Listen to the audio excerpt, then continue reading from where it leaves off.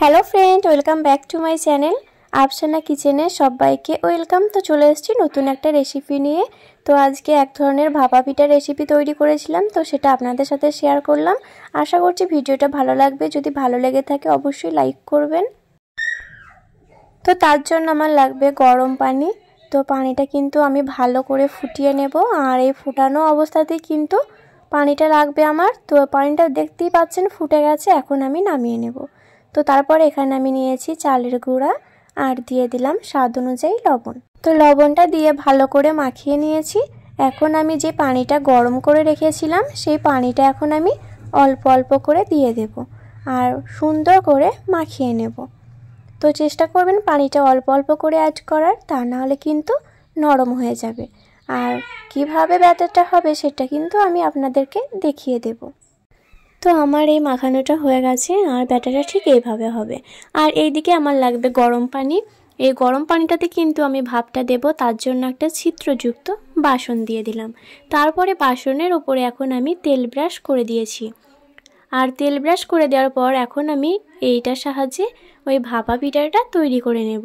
অনেকেই হয়তো এভাবে ভাপা পিঠা তৈরি করেছেন, কিন্তু কে কে তৈরি করেছেন সেটা আমাকে কমেন্টে অবশ্যই জানাবেন।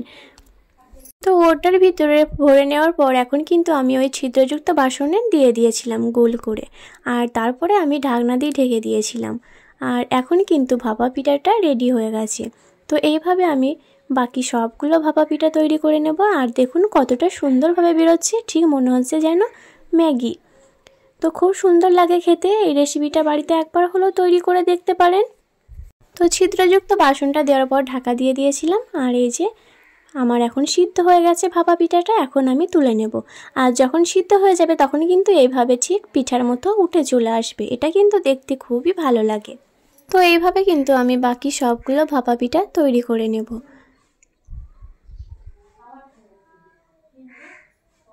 তো আমার এই রেসিপিটা কেমন লাগলো কমেন্টে অবশ্যই জানাবেন। যদি ভালো লেগে থাকে অবশ্যই একটা লাইক করবেন। যারা নতুন তারা ইউটিউব থেকে দেখলে সাবস্ক্রাইব করবেন আর ফেসবুক থেকে দেখলে ফলো করবেন। আর এটা কিন্তু খেজুরের গুড় অথবা মাংস কষার সাথে খুব ভালো লাগে, একবার হলেও ট্রাই করে দেখতে পারেন। তো আমার কাছে এখন মাংস কষা নেই, সেই জন্য আমি খেজুরের গুড় নিয়েছি। আর খেজুরের গুড় দিয়েও কিন্তু খুব ভালো লাগে। তো ভালো থাকবেন সবাই, আল্লাহ হাফিজ।